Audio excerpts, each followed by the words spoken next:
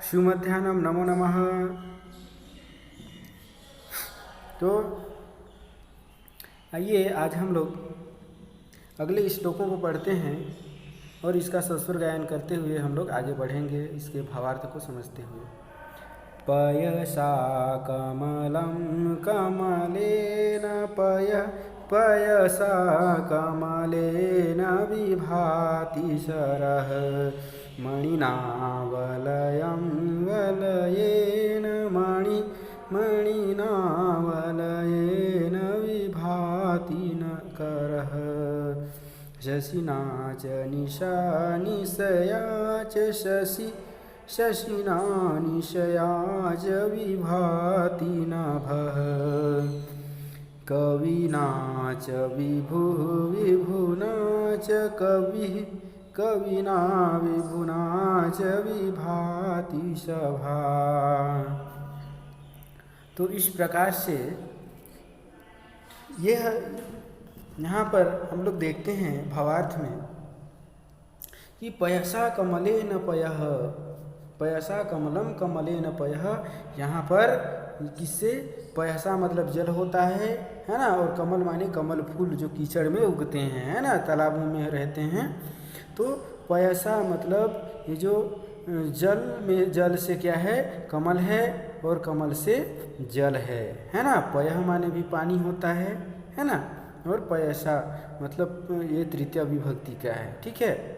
तो और पयसा कमलेन विभाति सरः, और पयसा मतलब जल से, है ना, कमल है ना। कैसे? पानी से कमल है, जल से कमल है, और कमल से जल है, और पानी से कमल है, और यह तो कमल से किसकी शोभा है? शर की शोभा, है ना, नदी की शोभा, तालाब की शोभा, है ना। इससे जो है तो कमल से, है ना, कमल से इनकी शोभा बढ़ जाते हैं। मणिना वलयम वलयेन मणिहि, और मणि से कंगन, है ना। मणि मतलब मणि होता है, जो जानते हैं आप लोग। और वलय मतलब क्या होता है? कंगन, ठीक है। तो मणिना मतलब मणि से कंगन, और कंगन से मणि है ना। और मणिना वलयेन विभाति करः, और मणि से जो तो हाथ की शोभा है, ठीक है। विभाति मतलब शोभा, करः माने कर माने हाथ होता है ना। तो विभाति करः मतलब मणि से कंगन की शोभा, है ना, कि कहाँ पर? हाथ में। तो हाथों में मणि की शोभा है, ठीक है, मतलब कंगन की शोभा हाथों में है। शशिना च निशा निशया च शशि, तो शशि मतलब क्या होता है? चंद्रमा, है ना, और निशा मतलब रात, च माने और। तो शशि से जो है तो निशा मतलब चंद्रमा से रात है ना, चंद्रमा से रात, और रात से क्या है? चंद्रमा, है ना। चंद्रमा से रात और रात से चंद्रमा, ये दोनों जो है तो एक दूसरे के पूरक हैं। तो रात की शोभा किससे है? चंद्रमा से, है ना। जैसे चांदनी रात में देखते हैं हम लोग, तो चांदनी रात में जो है तो कितना अच्छा चंद्रमा का प्रकाश ये रहता है, चंद्रमा का प्रकाश बहुत अच्छा लगता है ना। तो कहाँ की शोभा? निशया च विभाति नभः, नभ माने आकाश होता है, तो आकाश का जो है तो सुंदरता बढ़ जाता है। किससे? रात्रि से, है ना। किससे? रात्रि से। और रात्रि किससे है? शशि से है, मतलब चंद्रमा से है, ठीक है। कविना च विभुना च कवि, और कवि से जो है तो किसकी? कवि माने, कवि मतलब जो कविता लिखते हैं, है ना। कवि से विभु मतलब क्या होता है? राजा, है ना। तो कवि से राजा, और राजा से कवि। तो कवि जो है तो राजा से शोभा पाता है ना। कवि से राजा और राजा से कवि है, और कवि राजा से, तो कवि राजा से और राजा कवि से, इस प्रकार से जो है तो राजा की शोभा किससे है? राजा से शोभा कहाँ की? सभा, है ना, यहाँ पर सभा, ठीक है। तो विभुना च विभाति सभा, अगर सभा में राजा ही ना हो तो कोई मतलब ही नहीं है।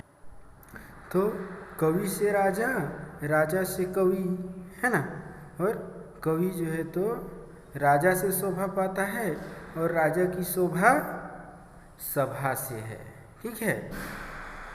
अब हम लोग आगे देखते हैं, आगे क्या है।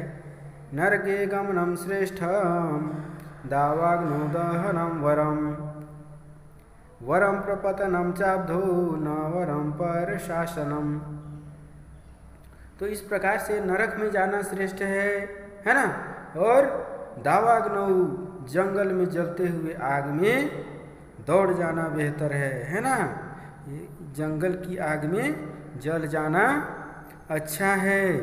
और वरम प्रपत, यहाँ पर नरके, नरके मतलब नरक में, है ना, नरक, नरकम मतलब नरक होता है ना। गमनम, गमन माने जाना होता है, ठीक है। और श्रेष्ठम माने श्रेष्ठ, जो अच्छा होता है। तो यहाँ पर नरके गमनम श्रेष्ठम माने नरक में जाना श्रेष्ठ है। दावाग्नौ दहनम वरम, क्या होता है? अग्नि, है ना। दावा मतलब जो जलता हुआ, ठीक है, जलता हुआ मतलब जंगल का आग, है ना। अग्नो मतलब आग, दहनम मतलब दाह मतलब जल जाना, वरम मतलब अच्छा।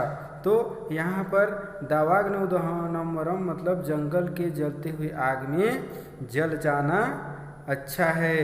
वरम प्रपतनम चाब्धौ, वरम मतलब क्या होता है? वरम मतलब तो अच्छा ही होता है ना। तो वरम प्रपतनम चाब्धौ मतलब प्रपतनम मतलब डूब जाना, है ना। प्रपतनम यानी डूब जाना, है ना। तो चाब्धौ न, चाब्धौ और क्या है? अवधि, अवधि माने क्या होता है? सागर होता है ना। तो सागर मतलब अगाध सागर, ठीक है। चाब्धौ मतलब अगाध सागर, ठीक है। और न वरम पर शासनम, और जो है तो लेकिन, है ना, न वरम लेकिन परतंत्र, परतंत्र, पर शासनम मतलब परतंत्र, दूसरों के शासन में रहना अच्छा नहीं है, परतंत्र रहना अच्छा नहीं है, ठीक है। तो अगाध सागर में डूब जाना अच्छा है, लेकिन दूसरों के शासन में रहना अच्छा नहीं है। आइए एक बार फिर से दोहराते हैं। नरक में जाना श्रेष्ठ है, जंगल की आग में जल जाना श्रेष्ठ है मतलब अच्छा है, समुद्र के अगाध सागर में डूब जाना भी बहुत अच्छा है, उत्तम है, लेकिन किंतु पर शासन में रहना अच्छा नहीं है। इस तरह से आप लोगों का सुभाषितानी पाठ समाप्त होता है। शुक्रिया, थैंक यू, धन्यवाद।